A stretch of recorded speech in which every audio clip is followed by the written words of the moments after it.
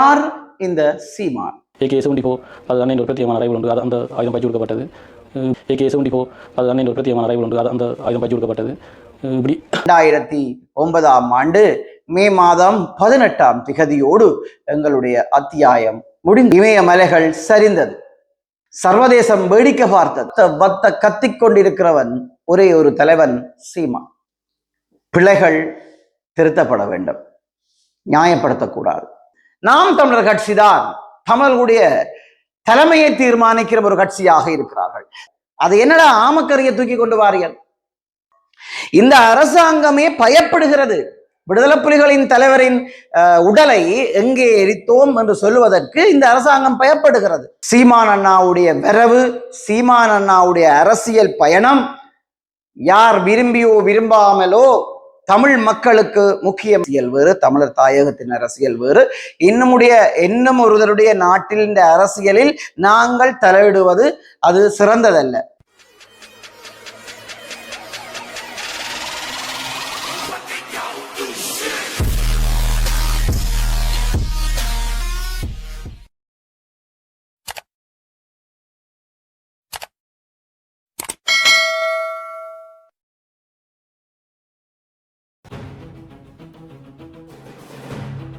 சீமான் வன்னிக்கு சென்றது உண்மையா? வன்னியில் தலைவர் பிரபாகரன் அவர்களை சீமான் சந்தித்தார் என்று கூறப்படுவது உண்மையா? தமிழ்நாட்டில் மாத்திரமல்ல, உலக தமிழர்கள் மத்தியிலும் அதிகம் எழுப்பப்பட்டு வருகின்ற கேள்விகள் இவைகளாகத்தான் இருக்கின்றன. சீமான் ஈழத்தில் நின்றபோது அவருடன் கூடாடிய நிறைய பேர் இன்றைக்கும் உயிருடன் இருக்கின்றார்கள். ஈழமண்ணில் சீமான் என்ன செய்தார், எப்படி நடந்து கொண்டார், சீமானை விடுதலை புலிகள் எவ்வாறு பார்த்தார்கள், எவ்வாறு நடத்தினார்கள் என்பதை சாற்றி பகிர்வதற்கும் ஏராளமானவர்கள் மத்தியில் இன்றைக்கும் இருக்கின்றார்கள். தனது ஈழப்பயணம் பற்றி சீமான் கூறி வருகின்ற கதைகள் உண்மையாக நடந்தவைதானா என்பதை பதிவு செய்வதற்காக ஈழத்தில் சீமானுடன் நின்றதாக கூறப்படுகின்ற சில போராளிகள், அந்த காலகட்டத்தில் அங்கு செயற்பட்ட சில அதிகாரிகள், தலைவர் பிரபாகரன் அவர்களின் சில மெய்ப்பாதுகாவலர்கள், விடுதலை புலிகள் அமைப்பின்குள்ளே சமையல் பணிகளில் ஈடுபட்டவர்கள் போன்றோரை தொடர்பு கொண்டு உண்மையிலேயே அங்கு என்னவெல்லாம் நடந்தது என்று கேள்வி எழுப்பியிருந்தோம். வணக்கம் என் தாயக உறவுகளே, நான் உங்கள் RK ரெஜி. இன்றைய நாளிலே உங்களை சந்திப்பதில், மீண்டும் ஒரு காணொலியூடாக சந்திப்பதில் மிக்க மகிழ்ச்சி. அந்த வகையிலே இன்றைய நாளிலே உலகம் ரீதியாக, சர்வதேச ரீதியாக பேசிக்கொண்டிருக்கின்ற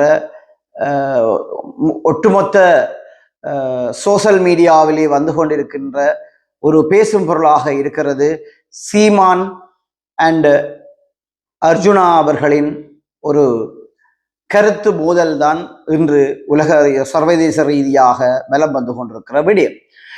அந்த வகையிலே நாங்கள் இதை ஒரு சின்ன ஒரு காணொலியாக நாங்கள் பார்ப்போமானால், இதை ஒரு குறுகிய விரிவாக பார்ப்போமானால், அதாவது சொல்வார்கள் தெரியுமா, அந்த போலியான உண்மைகள் என்று நாங்கள் கடந்த வீடியோவில் பார்த்திருக்கின்றோம். அந்த போலியான உண்மைகள் மாதிரி குறுகிய விரிவான காணொலியை நாங்கள் இந்த காணொலியூடாக பார்க்க இருக்கின்றோம்.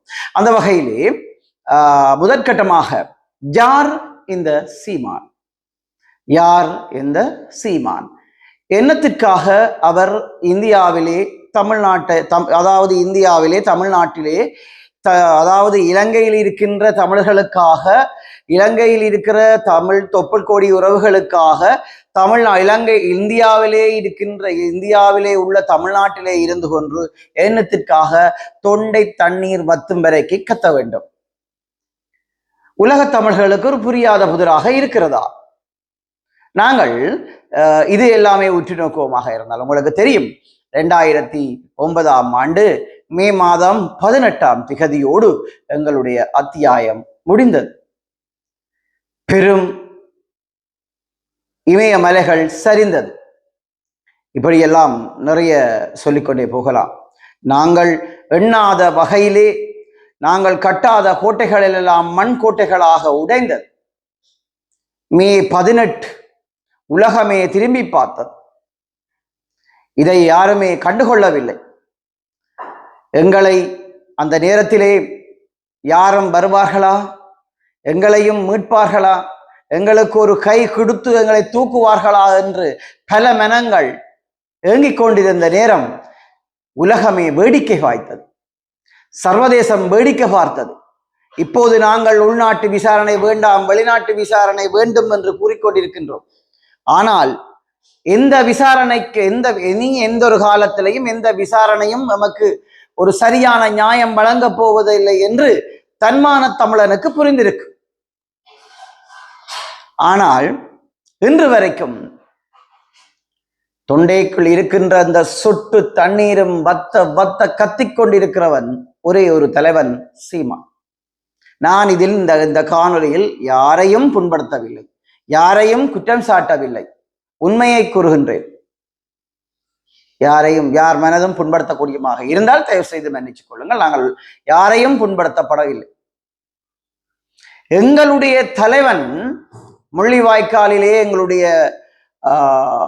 பல தசாப்த யுத்தம் முடிவுக்கு வந்த பிறகு எங்களுக்காக இன்று வரைக்கும் இந்த நிமிடம் வரைக்கும் பேசிக்கொண்டிருக்கின்ற ஒரு தலைவன் சீமான் அண்ணா அவர்கள்.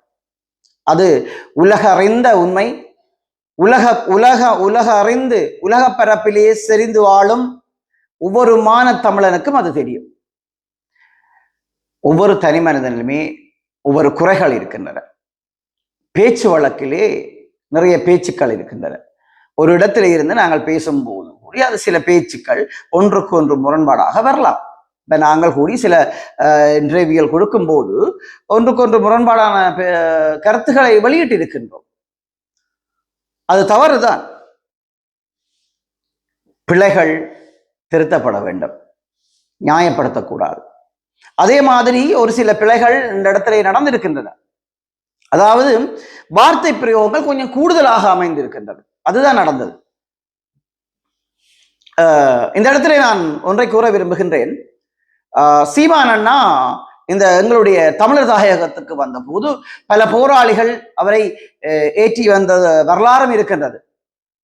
அவரை கடல் மார்க்கம் வழியாக இந்த எங்களுடைய தாயகத்திலே ஏற்றி கொண்டு வந்து அவர் குறிப்பிட்ட இடங்களுக்கோ அல்லது எங்கே போனாரோ தெரியவில்லை. ஆனால் அவர் போக வேண்டிய இடத்துக்கு போயிருக்கின்றார். அதற்கான ஆதாரங்கள் நிறைய இருக்கின்றன. அதில் ஒரு ஆதாரத்தை நான் இந்த காணொலியிடையிலே இப்ப மேலே கொடுக்கிறேன், பாருங்கள். சீமான் அண்ணா எப்படி வந்தார், ஏன் வந்தார், என்னத்திற்கு வந்தார், என்ன தயார்படுத்தலுக்காக வந்தார், அவர் உண்மையாகவே திரைப்படத்துக்காகத்தான் வந்தாரா அல்லது எங்களுடைய தேசிய தலைவர் வேறு தேவைகளுக்காக இங்கு அழைக்கப்பட்டிருக்கிறதா என்றெல்லாம் நான் ஒரு காணொலி தருகிறேன், சுருக்கமாக பாருங்கள். அந்த போகிற டைமில் அன்னைஇந்த வாகனத்தில் வந்து நார்மலாக யாரையுமே ஏற்றுறதுக்கு அனுமதி இல்லை. சூனண்ணாவாலேயோ இல்லாட்டிக்கு ரெண்டு மாதனாலேயோ சிலம்பண்ணாலேயோ மண்ணிலனாலேயோ வந்து யாரையும் வந்து அன்னைந்த வாகனத்துக்குள்ள வந்து வேறு நபர்களை ஏற்றுறதுக்கு வந்து அனுமதி வழங்கப்படாது.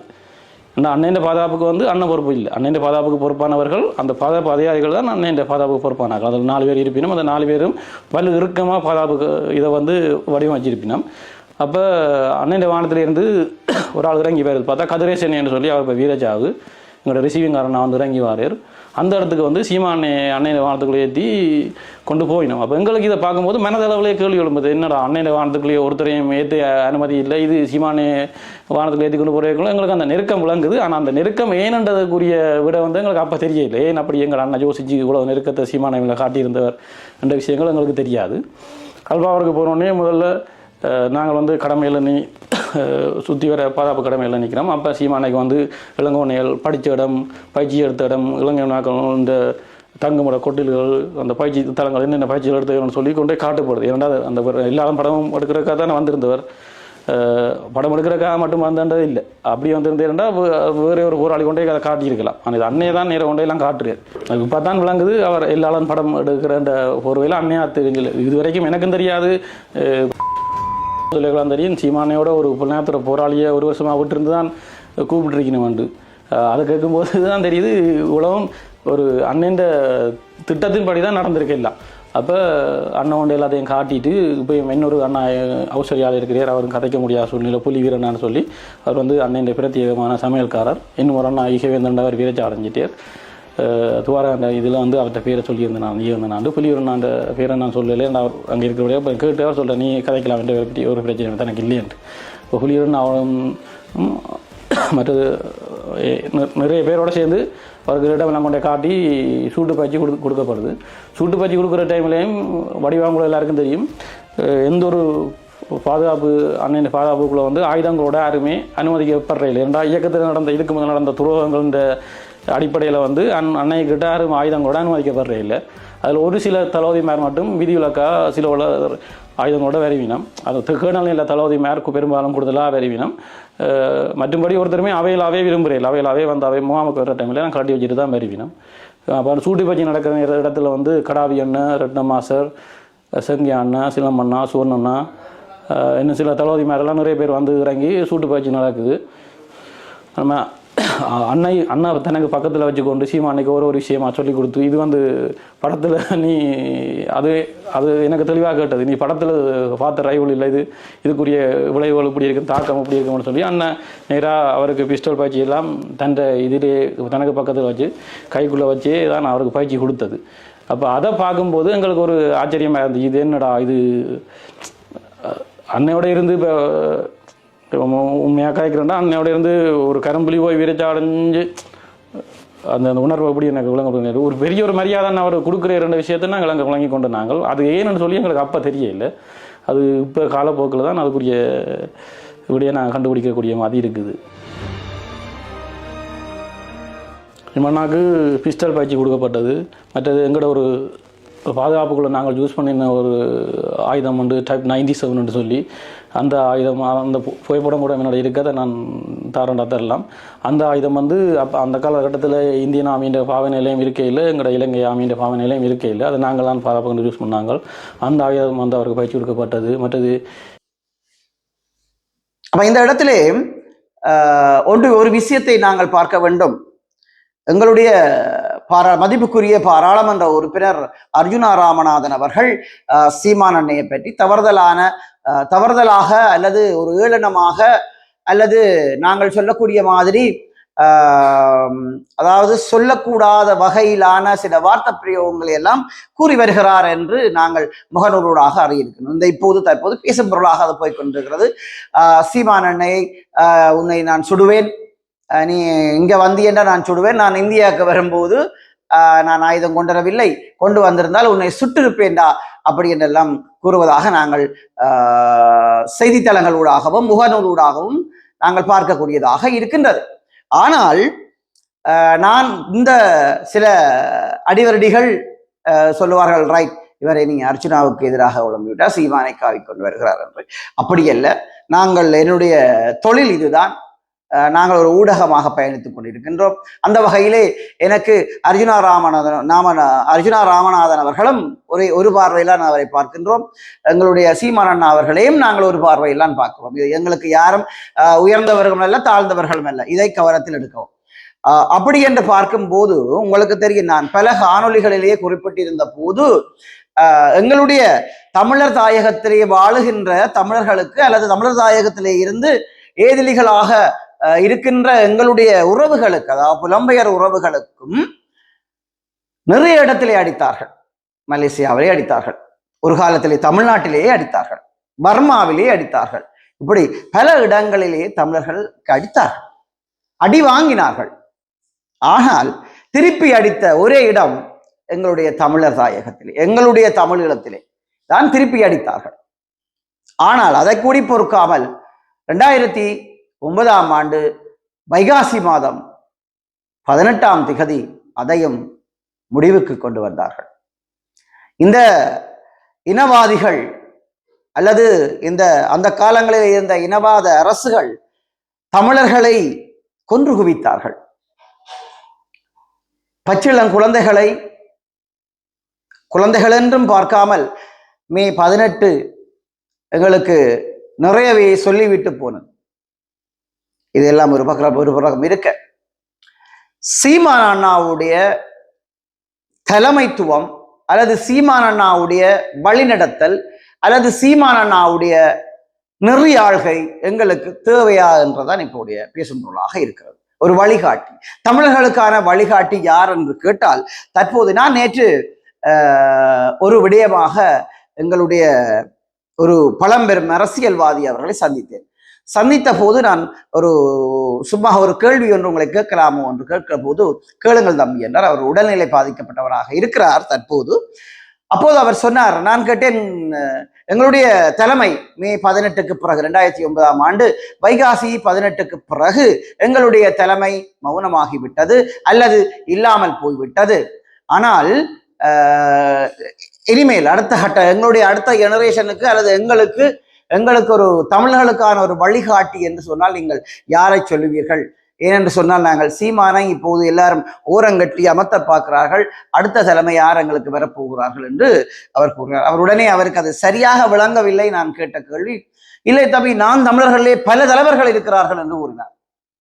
வடிவாக சொன்னார், இல்லை தம்பி, நாம் தமிழர் கட்சிக்குள்ளே பல தலைவர்கள் இருக்கிறார்கள் என்று கூறினார். அப்போ பாருங்கள், அவருடைய அந்த அந்த முதுமையான நேரத்திலும் நாம் தமிழர் கட்சி தான் தமிழர்களுடைய தலைமையை தீர்மானிக்கிற ஒரு கட்சியாக இருக்கிறார்கள்.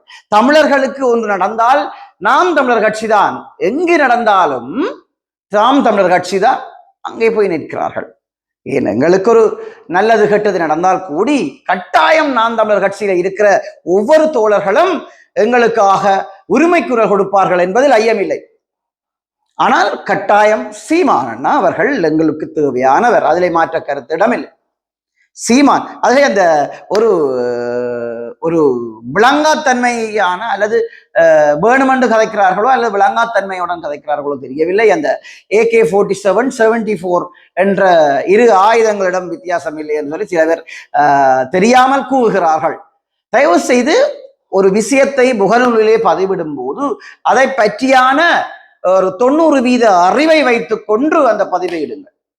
ஆயுதங்களை பற்றி நீங்கள் ஒரு கதைக்கும் போது ஆயுதத்தை பற்றியான அறிவு இருக்க வேண்டும். அதற்காக நீங்கள் கூற வேண்டாம், முன்னாள் போராளிகளுக்குத்தான் ஆயுதங்களை பற்றி தெரியும் என்று. இப்போது கையிலே உள்ளங்கையிலே எல்லாம் இருக்கிறது, கூகுள் இருக்கிறது. நீங்கள் சரியான ஒரு கேள்வியை கொடுத்தீங்கன்னா அதுக்குரிய பதில் கூகுள் தரும். அப்ப இந்த 74 பிரச்சனைக்காக உங்களுக்கு தெரியும், அந்த காணொலியையும் நான் இந்த இடத்துல உங்களுக்கு மேலே போட்டு காட்டுகிறேன், பாருங்கள். 74 ஆயுத பயிற்சி சீமான் அண்ணாவுக்கு வழங்கப்பட்டது. 74 ஆயுத பயிற்சி சூட்டு பயிற்சிக்கு வழங்கப்பட்டது. அந்த இடத்திலே எங்களுடைய முன்னாள் போராளி பிரியன் அவர்கள் இது சம்பந்தமாக தெளிவுபடுத்தி இருக்கின்றார். AK-74 அது அன்னையின் ஒரு பிரத்யேகமான ரைவல் உண்டு, அது அந்த ஆயுதம் பயிற்சி கொடுக்கப்பட்டது. AK-74 அது அன்னையின் ஒரு பிரத்யேகமான ரைவல் உண்டு, அது அந்த ஆயுதம் பயிற்சி கொடுக்கப்பட்டது. இப்படி ஏன் இதை நம்ப மறுக்கிறீர்கள்? கட்டாயம் சீமான் அண்ணா தமிழர்களுக்குரிய தலைவன், அதில் மாற்ற கருத்தில்லை. இன்று எல்லா தமிழர்களும், புலம்பெயர்ந்து இருக்கிற தமிழர்களும் சரி, தமிழ்நாட்டில் இருக்கிற எங்களுடைய தொப்புள் கொடி உறவுகளும் சரி, ஒன்றை யோசிக்க வேண்டும். வைகாசி மாதம் 18ஆம் திகதிக்கு பிறகு 2009ஆம் ஆண்டு வைகாசி மாதம் 18ஆம் தேதிக்கு பிறகு எங்களுடைய எல்லாமே அழித்தொழிக்கப்பட்டது. எங்களுடைய தேசிய கொடி எங்கே என்று தேடுகிற அளவுக்கு இருக்கின்றது. எங்களுடைய தேசிய தலைவரின் புகைப்படத்தை நாங்கள் நேரே பார்க்க எப்பயாச்சும் ஒரு நாள் பார்ப்போமா என்ற ஆவல் ஒவ்வொரு போராளிகள் மத்திய, ஒவ்வொரு முன்னாள் போராளிகள் மத்தியிலும், புலம்பெயர் மக்கள் மத்தியிலும், அடுத்து வருகிற ஜெனரேஷன் மக்களுக்கும் ஒரு ஏக்கமாக இருக்கிறது. ஆனால் அது எங்களால் முடியாம இருக்கிறது. ஒரு நேரம் நாங்கள் ஒரு பரந்துபட்ட ஒரு பெரிய ஒரு குழுவாக இருந்தோம்.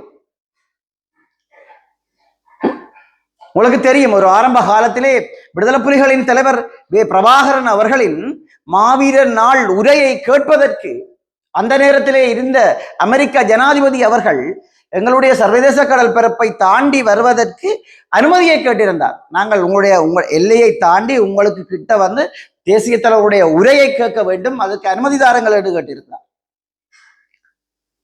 அப்படி ஒரு காலத்திலே இருந்தவர்கள் தான் தமிழர் தாயகத்திலே இருந்த தமிழர்கள்.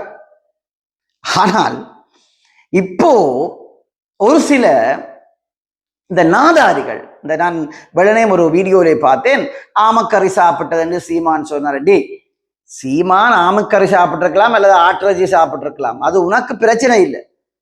இப்ப கதைக்கிறதுக்கு எவ்வளவோ ஒரு பிரச்சனைகள் இருக்கிறது. அது என்னடா ஆமக்கறியை தூக்கி கொண்டு வாரியல்? அவன் ஒரு வெளிநாட்டில இருந்து ஊடகத்திலேயே உண்மையிலேயே நான் கதைக்க கூடாது என்றதை நான் இதிலே மிகவும் அவதானமாக இருக்கிறேன்.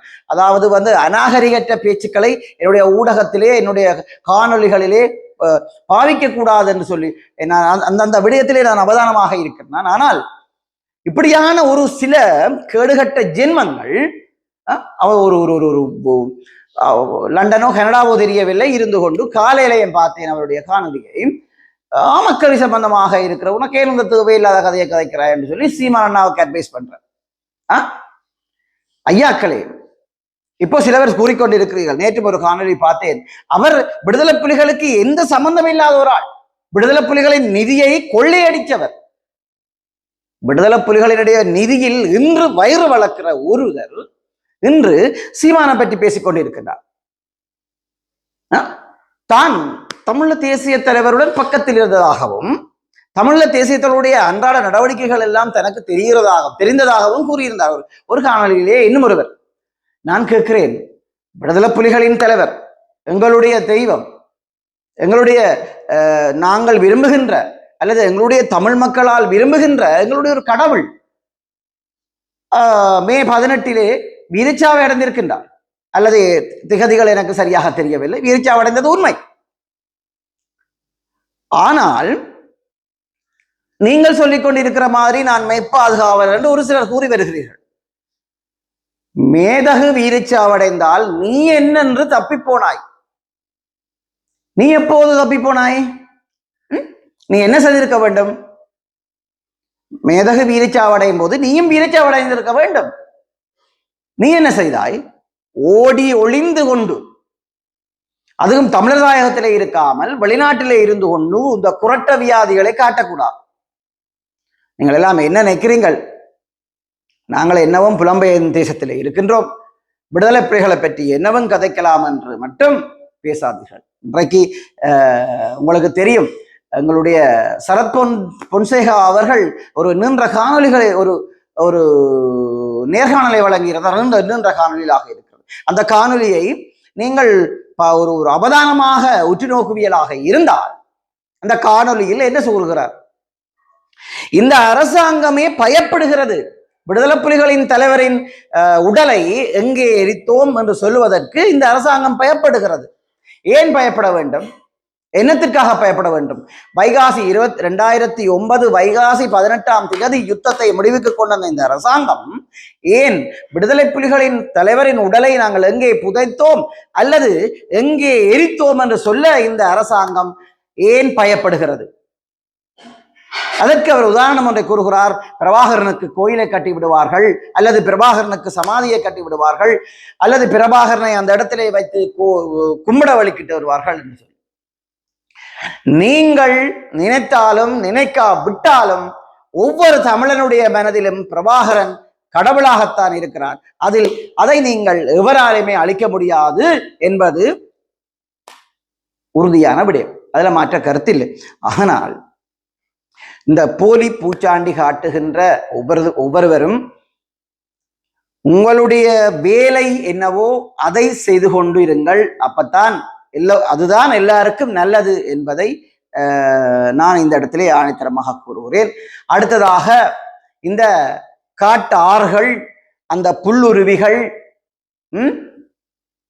இடையில் வந்த புல்லுருவிகள், தப்பியோடிய புல்லுருவிகள் எல்லோரும் உங்களுடைய திருவாய்களை நீங்கள் கொஞ்சம் அமைதியாக வைத்துக் கொண்டிருந்தால் எல்லா விதத்திலும் அது நல்லதாக முடியும் என்று என்னுடைய அபிப்பிராயம்.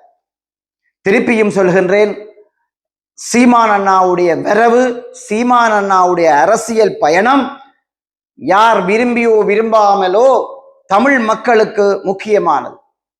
அதில் எந்த விதமான மாற்று கருத்தும் இல்லை.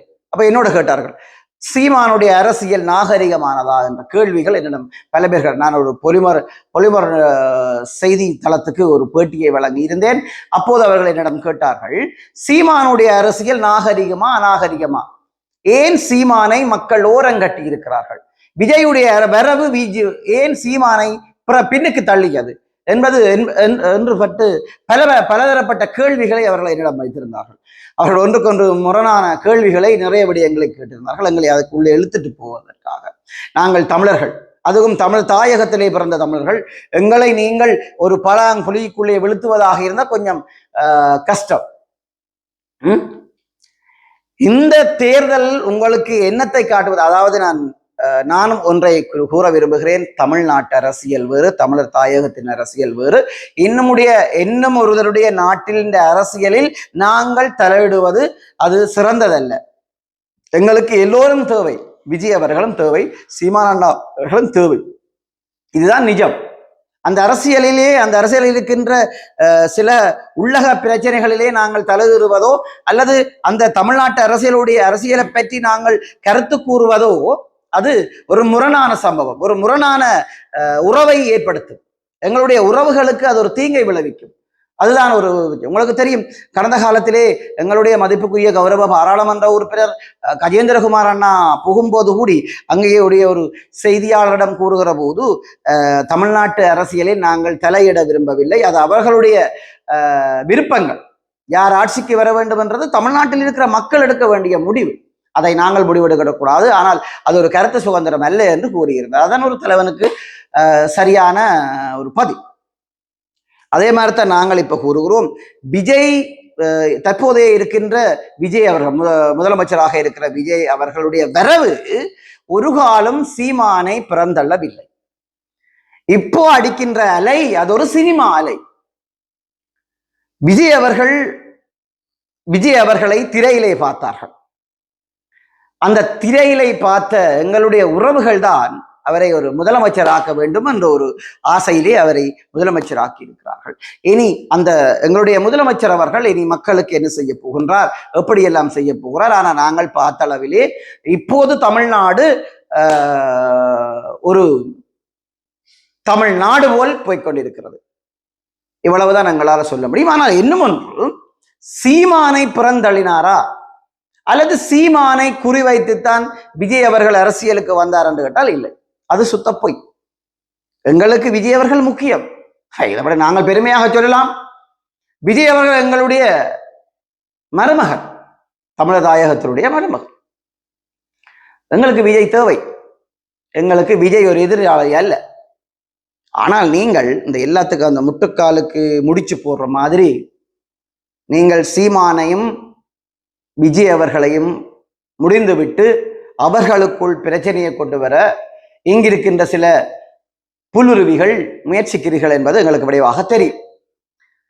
சீமான் அண்ணாவை விமர்சிப்பவர்கள் ஒன்றை மட்டும் யோசிக்க வேண்டும், உங்களுடைய அற்ப சொற்ப தேவைகளுக்காக விமர்சிக்காமல் உங்களுடைய அரசியல் பயணங்களிலே அதை நகர்த்தி செல்லுங்கள். எங்களுடைய தமிழர் தாயகத்திலே இருக்கிற மக்களுக்கு நீங்கள் என்ன செய்ய வேண்டும்?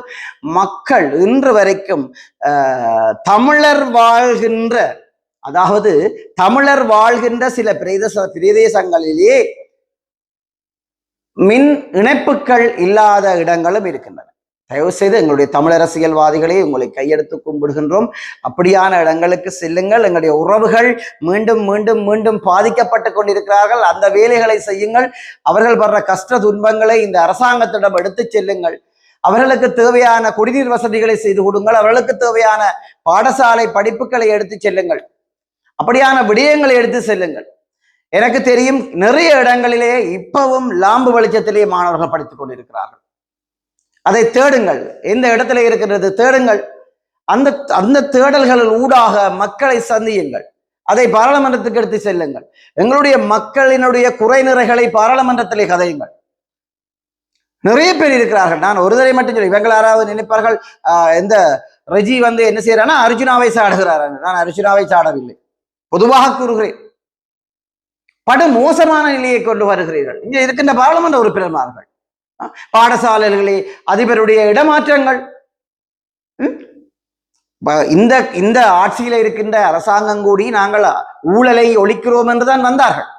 ஆனால் அரசாங்கம் தரமான அரசாங்கம், நாங்கள் என்றுமே காணாத ஒரு ஜனாதிபதி.